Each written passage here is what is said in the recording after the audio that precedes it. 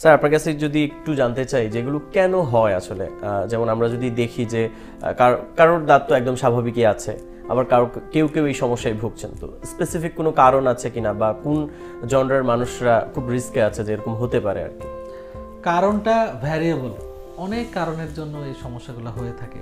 যেমন আমাদের শুরু থেকে যদি আমি ছোটবেলা থেকে একটা মানুষের বেড়ে ওঠা থেকে যদি আমি শুরু করি, যেমন আমাদের সব থেকে বড় অসুবিধা হচ্ছে খাদ্যাভ্যাস। যে আপনি চিন্তা করেন আমরা যখন ছোট ছিলাম তখন আমাদের খাবারের ধরন একরকম ছিল, এখনকার যে বাচ্চাটা 4 বছর বা 5 বছর বয়স সেই বাচ্চাটার খাবারের ধরনটা আর একরকম।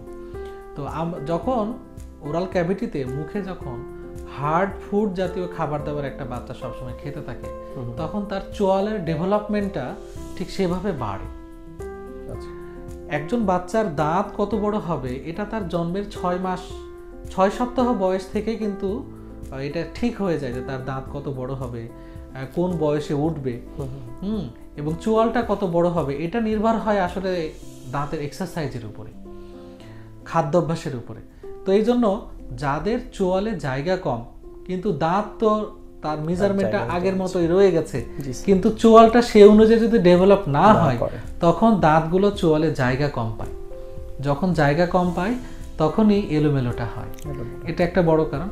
আরেকটা কারণ হচ্ছে যে আমি শুরুতেই বলেছি যে যাদের তালুকাটা সমস্যা আছে তাদের দাঁতগুলো এক এক জায়গাতে বের হয়, কারণ তালুকাটা থাকলে দাঁত তার নির্দিষ্ট জায়গাতে বের হতে পারে না, তখন এলোমেলোটা হয়।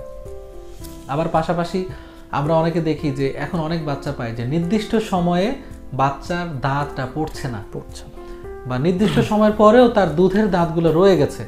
যদি কোনো কারণে রোগীর মুখে বা বাচ্চাদের মুখে নির্দিষ্ট সময়ের পরেও তার দুধ দাঁত রয়ে যায় তখন স্থায়ী দাঁতটা এলোমেলো হয়ে মুখের ভেতরে বের হয়। তো ডানে বামে ভেতরে বা সাইডে এভাবে বের হয়, তখন এলোমেলোটা হয়। আরেকটা কারণ আপনি জেনে খুশি হবেন যে আরেকটা কারণ আছে, এটা হচ্ছে আমাদের সফট টিস্যু। লাইক আমাদের অনেকের আছে উপরের ঠোঁটটা ছোট, আবার অনেকের আছে নিচের ঠোঁটটা একটু ছোট বা একটু থিক।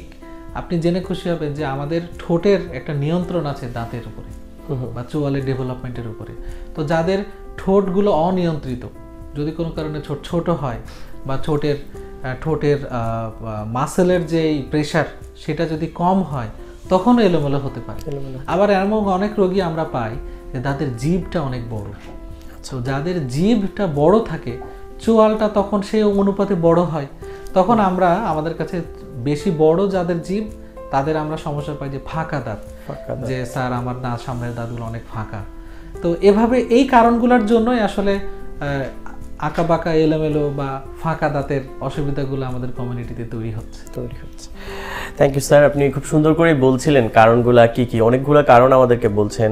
চোয়াল ছোট থাকা অথবা জিহ্বা যদি বড় হয় সেক্ষেত্রেও অর্থোডন্টিক সমস্যা হতে পারে, বা যদি মাড়ি কাটা বা তালু কাটা থাকে সেক্ষেত্রে নানা ধরনের সমস্যা হতে পারে।